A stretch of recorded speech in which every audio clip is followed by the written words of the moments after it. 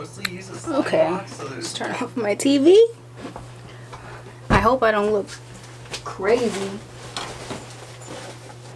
Never thought that I look kind of weird with my glasses on, but it's okay. Never thought that this would be the first YouTube video that I make.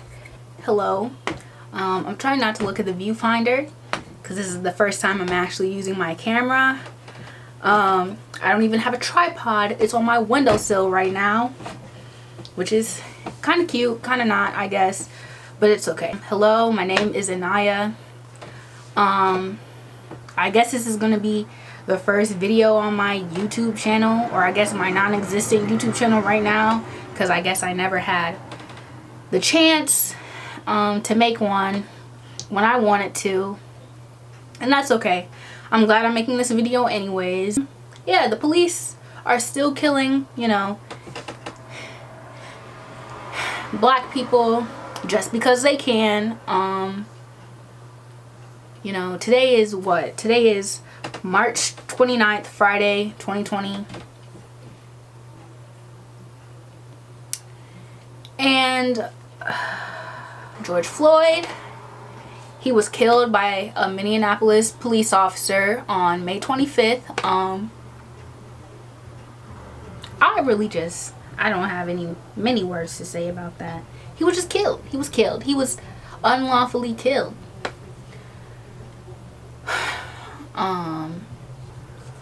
I'm not even gonna say his name. I know I should, you know, say his name and everything, but I don't see a point, because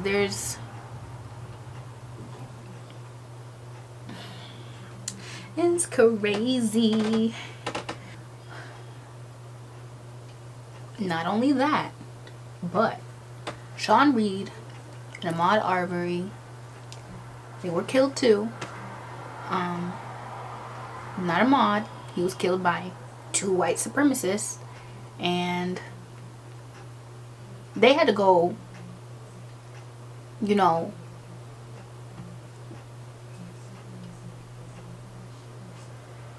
actively searching and pleading for them to arrest these 2 men for killing him, when they should have rightfully been arrested after they killed him. Like, I don't understand.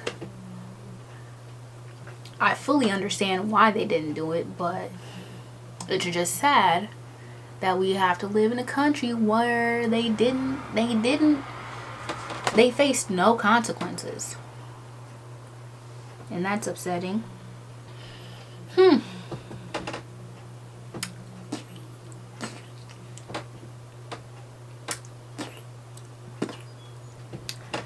I don't know what to say. And I think in times like this, it's hard for all black people to say things. I mean, because their emotions get so mixed up. Because that's trauma. That's trauma, seeing your people die in the media and outside of the media almost every day. You can't tell me that that's not trauma. Like, black people have gotten the short end of the stick since the beginning of time. I'm telling you. We were snatched from the motherland and brought to many different parts of the world to do the white man's bidding. And then even after slavery ended, we were still met with Jim Crow and fought through that for 100 more years. And after segregation ended, we still have to fight. And I just think that's ridiculous. We still have to fight.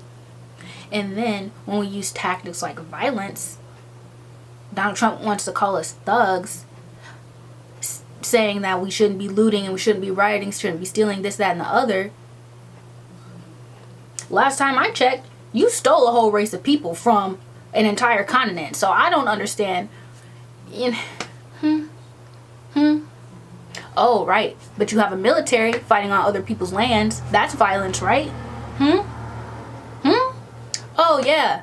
But when it doesn't apply to white people, it's bad. Like, make it make sense. I don't understand. And people are like, oh, is that, what is that? Was that a bird? Or was that like a cicada? Or something, I don't know. People are like, it's politics. I like to stay outside of politics. It's not politics. It's literally human rights. It's life or death for some people. It's not politics.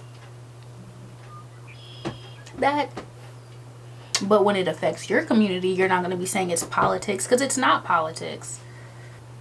And then people are like, well, the police are to govern everybody. No, not really. The first police were the slavery patrol, and they were, to bring runaway slaves back to their slave masters. So, and to the people who say it's not a black and white problem, it is a black and white problem, because white people were the people who put these systems in place to suppress black people, therefore making it a black and white problem. It's clear as day. I think some people just don't want to see, because they're so blind to what's actually happening, because it doesn't affect them. The crazy thing is, this is going to keep happening all the time. There's never going to be a time when it's not happening, because it's already been happening for centuries, for over 400 years, man. It's going to keep happening. How are the oppressed going to change how they are oppressed? Because we're already the ones oppressed. The oppressors need to change, but they don't want to change. They want to keep their position in power. So what? We got to take it from them, start a revolution. But even if we did start a revolution, they would somehow find something wrong with that and start killing more black people. So we can't win. And it's sad and it's upsetting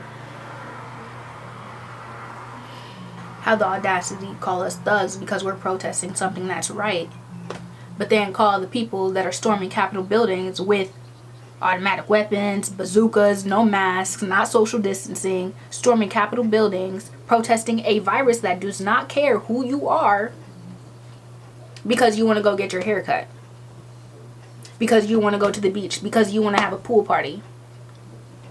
But when we're protesting things that actually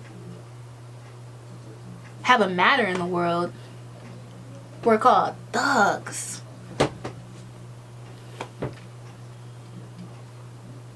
People are upset that people are setting AutoZones on fire, setting Targets on fire, but they're not upset at the fact that a man was wrongfully killed.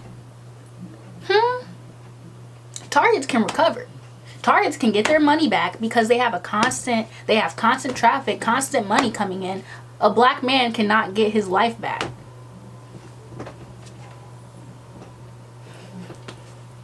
There needs to be some type of reform. There needs to be some type of change. I don't care who does it. I don't care who it's done. But it needs to happen. Because the way that we're functioning as a society right now,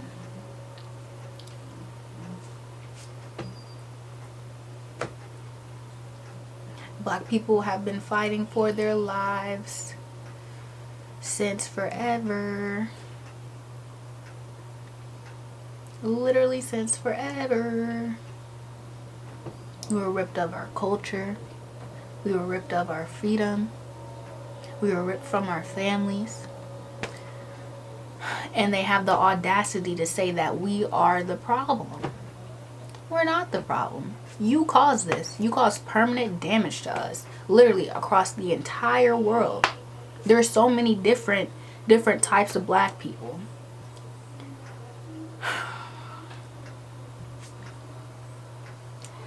Oh man. That's ridiculous. So, hello. Hi. Welcome back. Greetings. Hola. Shalom. So, it's been a bit of time, or not before, but since George Floyd's and Breonna Taylor's killings, and it sparked outrage. I mean, as it should have, because that was not right. I don't have much to say. This is just a follow-up. It's been a bit of time, like a week and a half, and I've been to 3 protests, one of which that I created with my friends.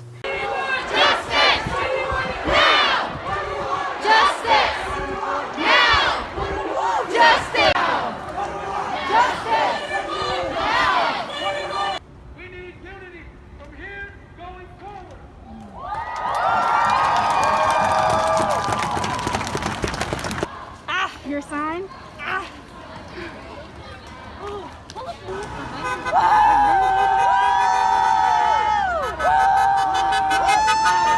Black Lives Matter!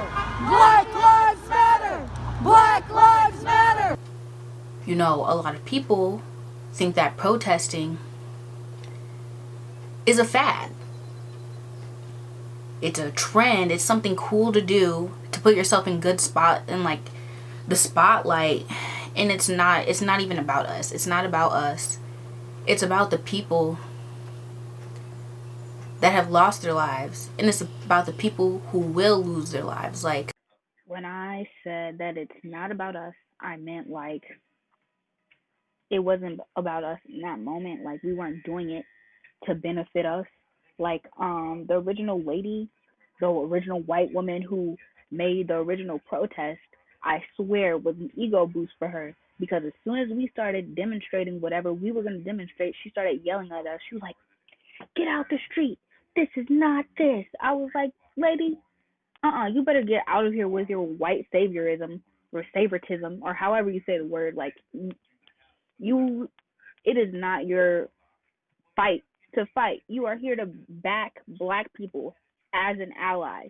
It is not about you. So shut up." That's what I meant by it wasn't about us. Like, of course it's about black people and the system being against them, and getting the system to not be against them, or just demolishing the whole system at hand. Like, so just clarifying, I guess. but anyways, I've been to protest. I've signed petitions. I've did my best to donate, but I'm a broke college student, so I can't do much. But I've been streaming as many YouTube videos where the ad revenue is going, you know, forth to black causes, organizations, bail funds, and this, that, and the other. So I would like to think I'm doing my part in this madness. Yeah, I think that things are gonna change after this. You know, a lot of people always say that, well, there's gonna be outrage and then it's gonna go back to normal. I don't think so, because my generation, we are gonna be the change. Like, I know it's gonna take a long time for us to grow up and finally get in those positions of power where we can make actual change. But for now, we just need to yell and scream and get our message across to the people who are in charge and who are at the top and who do have power. And I think that's what we're doing. I mean, all 50 states have protested, are still protesting. It's been almost 2 weeks. Not only the entire United States of America, but literally overseas. There are protests in Canada, the UK, you know, Japan, South Korea, New Zealand. My Polynesian brothers and sisters are performing hakas in honor of us, and it's so nice and heartwarming to see that people actually care about us, because we've gotten the short end of the stick for so long.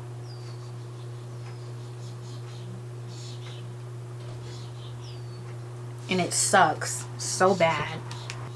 It moved the entire world so much to where there are countries that are protesting for us, for the Black Lives Matter movement, for black people. And it warms my heart so much. Like, and I'm glad to be a part of that. Like, I'm glad I'm doing my part, going to protests, raising awareness, making short clips, trying to, you know, educate some people. Never in a million years would I thought that I would make my own protest with my friends. Like, and it wasn't even a lot of us. It was, long story short, we went to my friends and I attended a protest. And it was a silent protest. And we got there at 5, and at 5:21 we were supposed to get on our knees and kneel for the same amount of time that that police officer had his knee on George Floyd's neck. And after that, it was done. Like, we kneeled for 9 minutes, and then it was done. Everybody took pictures with their posters, like it was cute, like, ooh, out here protesting. Oh my gosh, yeah, I participated in some activism today by kneeling and then leaving immediately after and not even using my voice.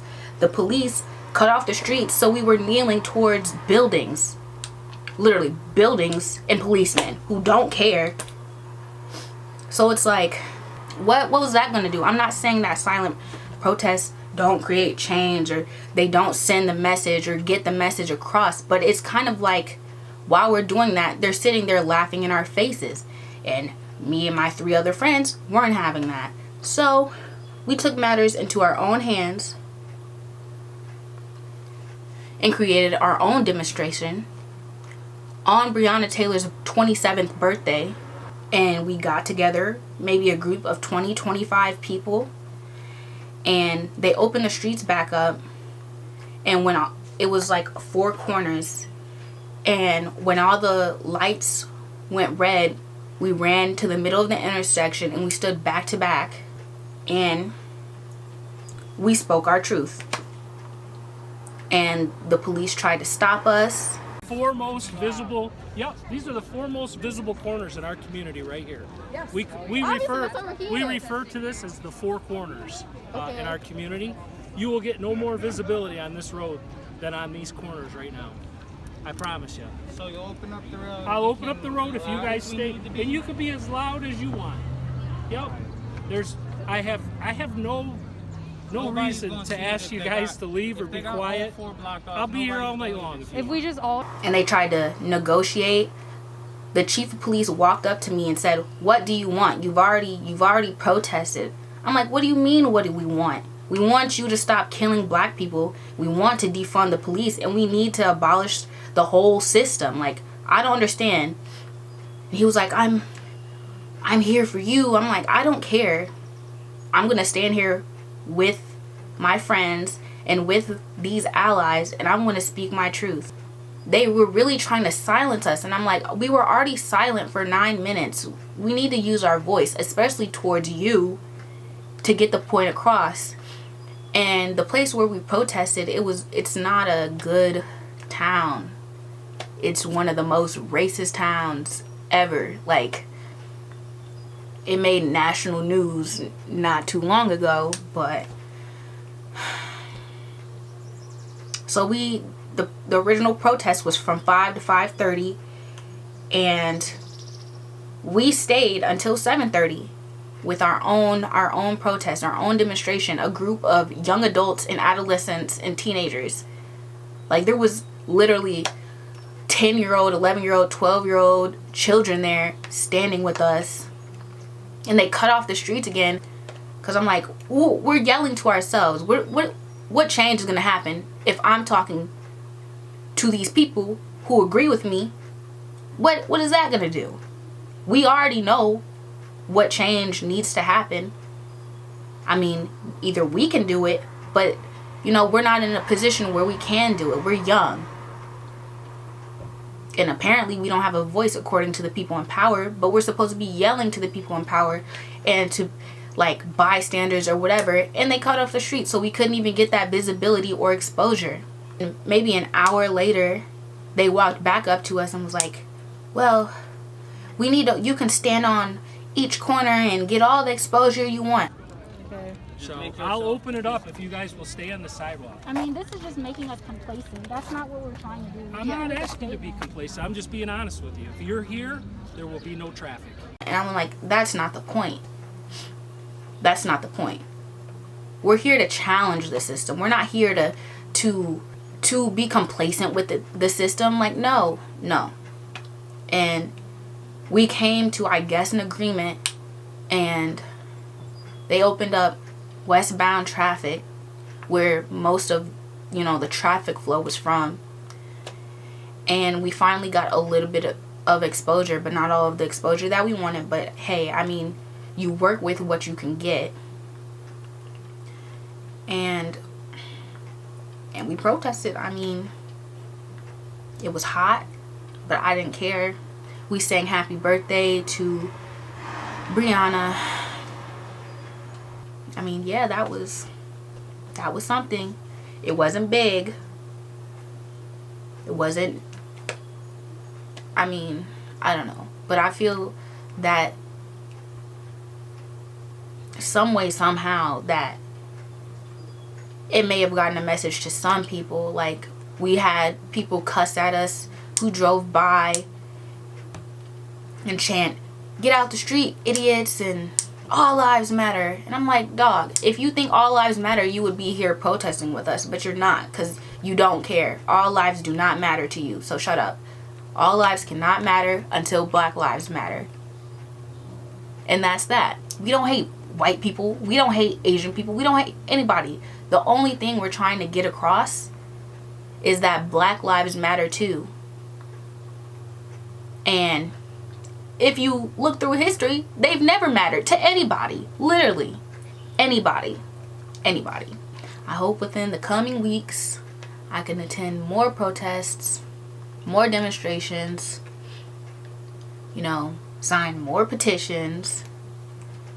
And clearly it's working, because a week ago, Home Dog only was charged with 3rd-degree murder, and the other 3 police officers weren't arrested, and now all 4 of them are behind bars, and his charge was lifted to 2nd-degree murder.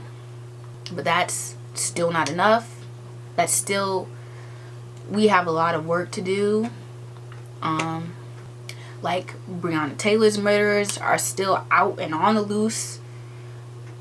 There's, arrests going on every day with peaceful protesters acting like it's not in the Constitution that we have the right to protest freely. There are people still getting hurt. Police using excessive force on protesters. There's still a lot of work to be done, but it's gonna get done. This is not the end all be all. It's gonna be a journey, but we're gonna accomplish, what we came to accomplish. We're gonna get justice, and we are gonna make Black Lives Matter, no matter what challenges we face. I don't know. But the system is going to be taken down. And that's on period. It's going to be taken down, and a new one will arise. A right one. A right one. Not a white one. A right one.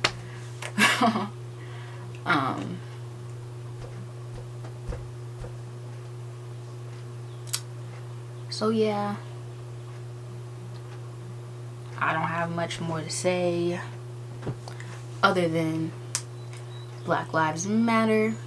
They will always matter.